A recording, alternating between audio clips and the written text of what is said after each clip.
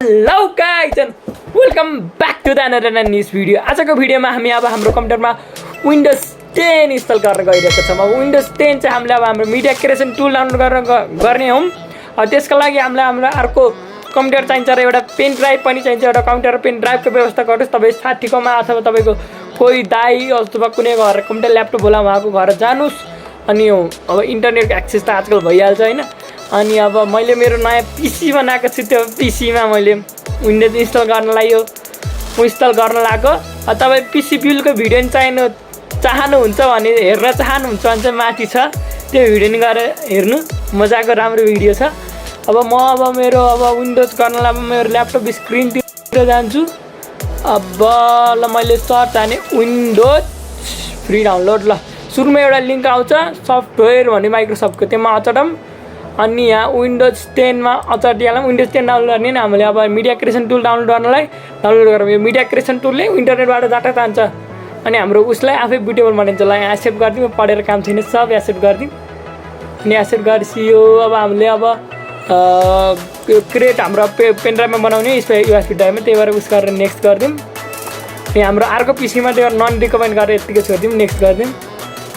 अनि getting few thing ready भन्छ। अब यहाँ सब कुरो विन्डोजले गर्दा हामी यतिको बस्छ र मैले मेरो पेन ड्राइभ हालिदिएँ उसभित्र। अब मैले 22 की अचरलाई मेरो डिलिट की अचर्छु। तपाईँ F10 हुनसक्छ, जे पनि हुनसक्छ। 22 स्क्रिनमा वाह। अब म एडभान्स 22 फिचर्समा जानुहोस्। जुन 22 भयो नि तपाईँ आफ्नो एडभान्स 22 फिचर्समा जानुहोस्। अनि हार्ड डिस्क ड्राइभमा गएर अब त्यहाँपछि मैले इन्टर हानिदिएँ हार्ड डिस्क ड्राइभमा। अनि डिस्क ड्राइभमा गएर मैले स्क्यान डिस्कलाई माथि ल्याउँछु। मैले स्क्यान डिस्कलाई माथि ल्याइसकेपछि मैले सेभ एन्ड एक्जिट गर्नुपर्ने हुन्छ। बाहिर गएर सेभ एन्ड एक्जिट गरिदिन्छु र ओके गरेर इन्टर घट्लाक घुत्लुक अचरिदिन्छु। अनि त्यसपछि अब हाम्रो आउँछ अब रिस्टार्ट हुन्छ हाम्रो कम्प्युटरलाई। च्यानललाई सब्सक्राइब गर्नु पऱ्यो। त्यस्तै विन्डोज इन्स्टल गर्ने। ल अब हाम्रो विन्डोज खुल्यो। अब ल नेक्स्ट गरिदिउँ। अरू क्या नि हो र है, केही गर्नु पर्दैन। यसलाई नेक्स्ट गरिदिउँ। अब हामीले इन्स्टल नाउमा गएर क्लिक गरिदिउँ। अनि इन्स्टल नाउमा गएर क्लिक गर्छ। वी डन्ट ह्याभ प्रोडक्ट किन हामीसँग प्रोडक्ट कि छैन नि, धनीमानले गर्छन्।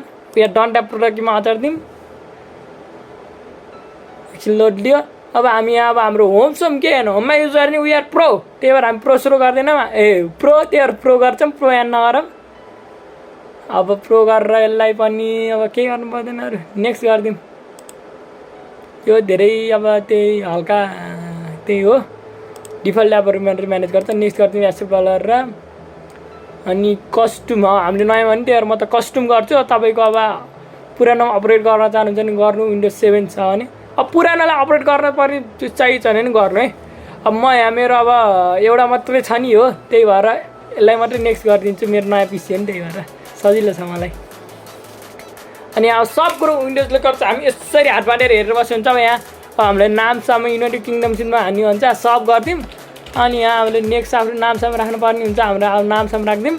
र गाइज यसै गरी अब हाम्रो कम्प्युटरमा विन्डोज इन्स्टल रेडी हुन्छ। र म अर्को भिडियोमा चाहिँ अब विन्डोज एक्टिभेट कसरी गर्ने भनेर सिकाउँछु। विन्डोज हालेर मात्रै भने एक्टिभेट कसरी गर्ने भनेर सिकाउँछु। Stay tune. आफ्नो विन्डोज चलाएर म जानौँ र च्यानललाई सब्सक्राइब गरौँ। च्यानललाई सब्सक्राइब गरेर यो के भन्छ यसलाई चार्जरको टाउकोले हाने नि हान्न, माउसको टाउकोले हाने नि हान्न, र च्यानललाई सब्सक्राइब चाहिँ जसै गरौँ।